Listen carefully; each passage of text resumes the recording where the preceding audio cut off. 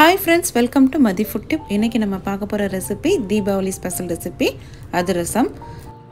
அதிரசம் பாத்தீங்கன்னா நிறைய பேர் ரொம்ப கஷ்டமானது செய்யிறதுக்கு அவ்வளவா நல்லா வராது அப்படினு ட்ரை பண்றதே இல்ல. இன்னைக்கு நான் நிறைய டிப்ஸோட இந்த ரெசிபி செஞ்சு காமிச்சிருக்கேன். இது கண்டிப்பா ஃபர்ஸ்ட் டைம் பண்ணும்போதே நல்லா வரும். வாங்க எப்படி பண்ணலாம்னு பார்க்கலாம். நான் இன்னைக்கு பச்சரிசியை 300 கிராம் அதாவது 3 கப் அளவுக்கு எடுத்துட்டு அதை தண்ணில நல்லா கழுவிட்டு ஒரு 2 மணி நேரத்துக்கு தண்ணில ஊற வச்சிருக்கேன். அதிரசத்துக்கு நம்ம பச்சரிசி மாவு பச்சரிசி வச்சு பண்ணாதான் ரொம்ப நல்லா வரும். ஆனா நமக்கு அது எப்போதும் எல்லா இடங்கள்லயும் கிடைக்கிறது இல்ல. அதனால இன்னைக்கு பொன்னி பச்சரிசியை வச்சு இன்னைக்கு அதிரசம் உங்களுக்கு செஞ்சு காமிக்க போறேன். 2 மணி நேரத்துக்கு அப்புறமா இதை ஒரு ஜல்லடையில வடிகட்டி வச்சுக்கோங்க. இப்போ இதை ஒரு காட்டன் துணியில உலர வச்சுக்கோங்க. இதுல கொஞ்சம் கூட தண்ணி இருக்க கூடாது. அதனால ஒரு 30 நிமிஷத்துக்கு இதை அப்படியே விட்டுருங்க.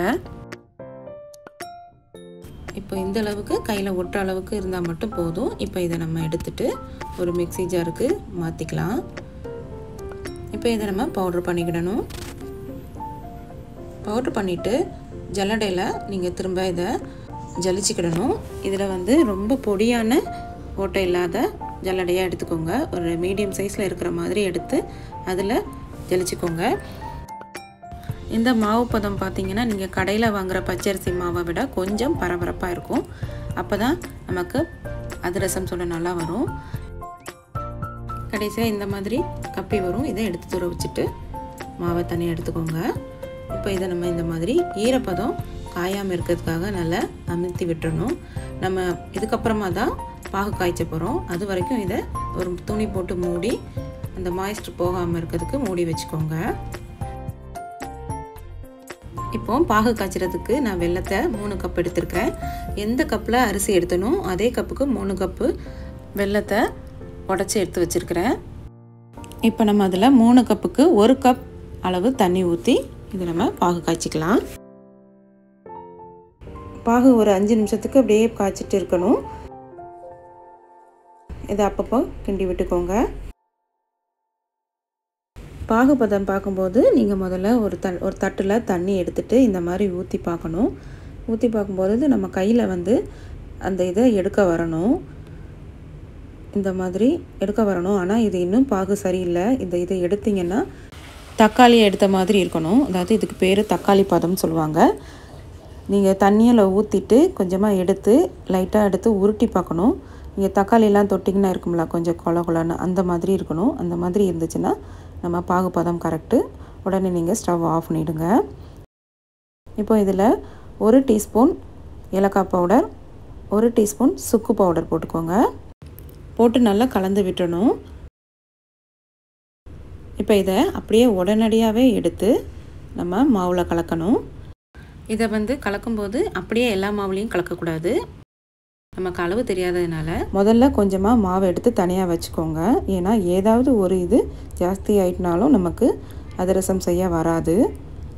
அதனால் நம்ம கலக்கும் போதே கொஞ்சமாக தனியாக எடுத்து வச்சுட்டு பாகையும் மொத்தமாக ஊற்றாமல் கொஞ்சம் கொஞ்சமாக ஊற்றி கலந்து பார்க்கணும். முதல்ல கலந்து பாருங்கள். ஒருவேளை பாகு ஜாஸ்தி ஆயிடுச்சுன்னா நம்ம மாவு சேர்த்துக்கலாம். இது ஃபஸ்ட் டைம் பண்ணுறவங்களுக்காக நான் பண்ணுறது. ஏன்னா நிறைய டைம் பண்ணிட்டீங்கன்னா நமக்கு தெரியும் அளவு. இது ஃபஸ்ட் டைம் பண்ணுறவங்களுக்காக நான் செஞ்சு காமிக்கிறேன். இப்போ நம்ம பாகு ஜாஸ்தியாக இருந்ததுனால கொஞ்சம் அவ்வளோ மாவையுமே நான் சேர்த்துக்கிட்டேன். சேர்த்துட்டு கலந்து பார்க்குறேன். இப்போது கொஞ்சம் கெட்டியாக இருக்கிற மாதிரி இருக்குது. இப்போ இதில் இன்னும் கொஞ்சமாக நம்ம பாகு சேர்த்துக்கலாம்.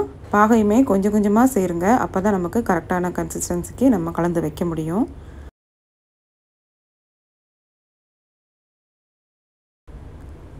இப்போ இந்த அளவுக்கு விளிற மாதிரி இருக்கணும். ரொம்ப லூஸாக இல்லாமல் இந்த மாதிரி எடுத்து விளிற மாதிரி இருந்தால் மட்டும்தான் உங்களுக்கு 2 நாள் நம்ம இதை ஊற விடும்போது கரெக்டாக வரும். இதை ஒரு கண்டெய்னருக்கு மாற்றிக்கோங்க. இந்த அளவுக்கு திக்னஸ் இருக்கிற மாதிரி நீங்கள் பாகையோ கலந்துக்கிட்டு சேர்த்து வச்சுக்கோங்க. எனக்கு பாகு கொஞ்சம் மிச்சம்தான் இருக்குது. இதை ஒரு 2 நாளைக்கு ஊற விட்டிங்கன்னா தான் நமக்கு அதிரசம் பண்ணுறதுக்கு நல்லா வரும். 2 நாள் ஆச்சுது. நான் இப்போ இதை எடுத்து பார்க்குறேன். அப்படியே இல்லைன்னா நீங்கள் 1 நாளில் எடுத்து பண்ணலாம். கண்டிப்பாக 1 நாளாவது ஊற விட்டிங்கன்னா தான் நல்லாயிருக்கும். இப்போ பாருங்கள் நான் கொஞ்சம் டைட்டாக தான் ஆயிடுச்சு. இப்போ நம்ம ஒரு வாழை இலையை எடுத்து அதில் கொஞ்சம் நெய் தடவிட்டு இந்த மாதிரி ஸ்ப்ரெட் பண்ணிக்கோங்க. பண்ணிவிட்டு நடுவில் கொஞ்சமாக ஒரு ஹோல் போட்டுக்கலாம். இதை பார்த்தீங்கன்னா திக்னஸ் பார்த்தீங்கன்னா ரொம்ப தடியாக இருக்கக்கூடாது, ரொம்ப நெய்ஸாகவும் இருக்கக்கூடாது. இந்த அளவுக்கு இருக்கிற மாதிரி பார்த்துக்கோங்க. நான் இப்போது எண்ணெயை மீடியம் ஃப்ளேமில் சூடு பண்ணிகிட்ருக்கேன். முதல்லையே அதிரசத்தை போடாமல் கொஞ்சமாக மாவை போட்டு பாருங்கள். எண்ணெயில் அது பிரிஞ்சு வராமல் இருந்தால் மட்டும் சேருங்க. அப்படி பிரிஞ்சு வந்ததுன்னா நீங்கள் உங்களோட மாவை சரி பண்ணணும். மாவு சேர்த்ததில் ஏதாவது மிஸ்டேக் இருக்கலாம். நீங்கள் என்ன பண்ணுங்கள், ஒன்று லூஸாக இருந்துச்சுன்னா கொஞ்சமாக அரிசி மாவு சேர்த்துக்கலாம், அல்லது கோதுமை மாவு ஒரு டேபிள் ஸ்பூன் அளவு சேர்த்துட்டு பிசையலாம். அப்படி இல்லை உங்களோடது ரொம்ப டைட்டாக இருக்குது மாவு அப்படின்னா கொஞ்சமாக சுடு தண்ணி ஊற்றி பிசைஞ்சிக்கலாம். ஒரு 2 டீஸ்பூன் அளவில் ஊற்றி பிசைஞ்சு போட்டு எடுத்து பாருங்கள். அதே மாதிரி நீங்கள் எப்போவுமே அதிரசம் சுடும் பொழுது மீடியம் ஃப்ளேமில் வச்சு சுடணும். ரொம்ப ஹாட்டாக இருக்கக்கூடாது, லோ ஃப்ளேமில் கண்டிப்பாக இருக்கவே கூடாது. லோ ஃப்ளேமில் வச்சு சுட்டிங்கன்னா ரொம்ப எண்ணெய் குடிச்சிடும். நல்லா ஹீட் பண்ணிவிட்டு அப்புறமா மீடியம் ஃப்ளேமுக்கு மாற்றிட்டு மீடியம் ஃப்ளேமில் நீங்கள் பொரிச்சு எடுத்திங்கன்னா மட்டும்தான் அதிரசம் நல்லா வரும். நல்லா இந்த அளவுக்கு கலர் வந்தப்புறமா எடுத்துக்கலாம். சிலருக்கு இது நல்லா மொறுமொறுன்னு டார்க் ப்ரௌனாக ஆகிற அளவுக்கு வச்சு எடுத்தால் பிடிக்கும். சிலருக்கு லைட் கலர்லேயே எடுத்துடலாம். இந்த மாதிரி எடுத்துக்கோங்க.